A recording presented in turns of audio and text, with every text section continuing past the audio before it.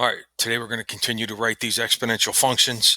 Yesterday we worked just on being able to write a exponential function to represent a graph or a set of ordered pairs.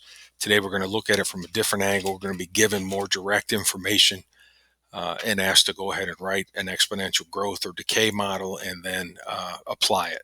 So first of all, exponential growth, that model is this: y equals a times 1 plus r to the t power. This y could also be written as f of t or f of x. It could be in function notation as well. So those are kind of interchangeable. The y represents the final amount. So after you do all your computations on this side of the equal sign, you get your answer of y. A is the initial amount. R is the rate of growth expressed as a decimal. So generally you're going to be given these as a percent. So it's going to say like 2.5%. You have to convert that to a decimal to put in here. How do you change a percent to a decimal? You move the decimal point 2 places to the left, and you'll see several of those examples. And then T represents time. Okay. Exponential decay.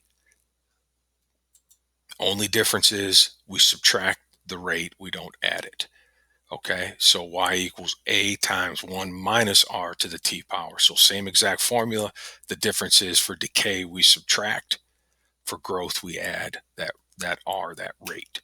All right, all these still stand for the same concepts. So when you're asked to write these, you have to determine, is it a growth or decay model?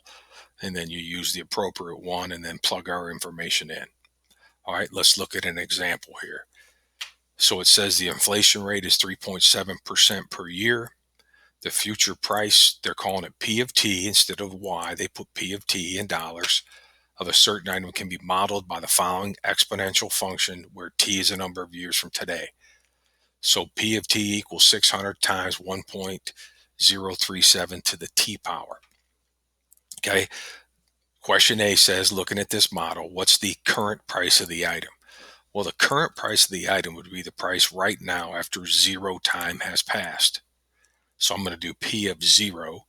I'm going to put, obviously, this is time where I'm putting the 0, so it's going in place of that T right there also, 0. Anything, any base number to the 0 power equals 1. So 600 times 1 is $600. So that makes sense to you because we said A was your initial amount. So the current price is the initial amount right here, 600. Second question, what's the price 10 years from today to the nearest dollar? So use the model.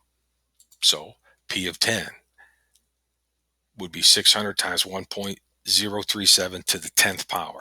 So guys, this is just a calculator deal. Take out your calculator. We're going to go 1.037 raised to the 10th power, hit equals. Leave all of that in your calculator and multiply by 600. Don't round anything. Leave it in. And multiply by 600 to the nearest dollar, $863. Okay, so that's working with this exponential function here. Another example of this, kind of a different set of questions, same concept to start with. So the future price, P of T, for a certain item is given by the following function. P of T is measured in dollars. T is the number of years. So P of T equals 2,000 times 1.041 to the T power.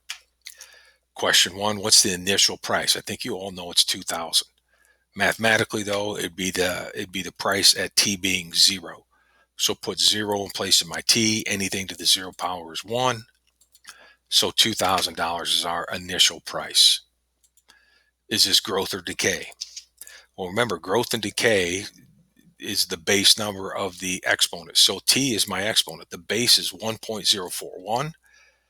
1.041 is greater than 1. So this is growth. Okay, it's greater than 1, it's growth. By what percent does the price change each year? Okay, we also understand in our formula that this number right here in the parentheses is generated by doing 1 plus r. Because it's growth, 1 plus r. And that number equals 1.041. So let's solve this. Subtract 1.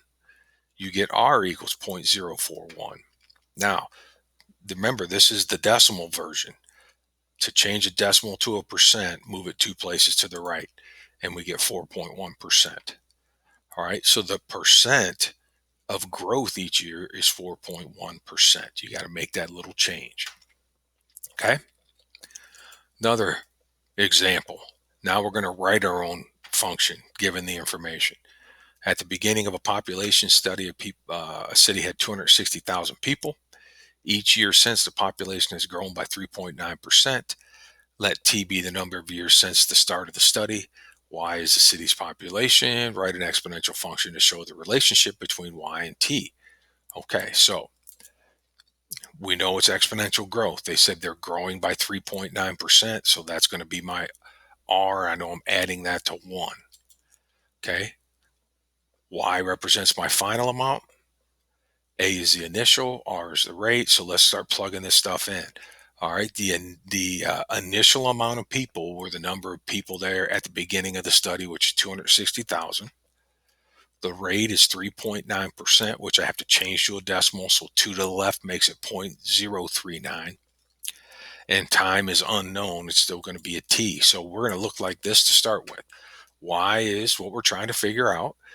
260,000 is my initial amount. It's growth, so it's 1 plus the rate converted to a decimal to the T power. I could simplify by adding those two together to get Y equals 260,000 times 1.039 T to the T power, excuse me. And that's all they need. They just wanted us to write an exponential function showing the relationship between Y and T. Well, here's Y and here's T. Here's how they work together. Okay. So now we're going to write and solve one of these types of questions. Okay. This one is about money. The principal of $2,500 is invested at 5% interest compounded annually. Annual means once a year. How much will the investment be worth after 11 years? Round to the nearest dollar. So the first thing we have to do is write our function. This is growth. It's gaining 5%. So we're growing. So it's Y equals A times 1 plus R to the T power. Okay, again, Y is the final amount. A is the initial amount. There's my rate is R and T is time. So the initial amount is 2,500, excuse me. 1 plus rate change to a decimal. So 5%, the decimal is after the 5. 2 to the left makes it 0.05. And then time, they want us to figure out 11 years. Okay, simplify that by adding the 1 plus the 0.05.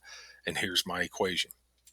Okay, to find how much the investment will be worth after 11 years, I just got to calculate this. Okay, so again, this is all done at once in a calculator. 1.05, raise the 11th power, hit equals, multiply that answer by 2,500, and my investment after 11 years will now be worth $4,276.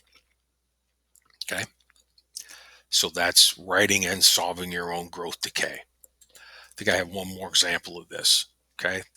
A city's got a population of 230,000 people. Suppose each year the population declines by 7%. What will the population be after 7 years? Okay, 7% decline. So that means we're going down. This is a decay function. So it's going to be Y equals A times 1 minus R to the T. Okay, I got to pick out the concept. So we know Y is the final answer.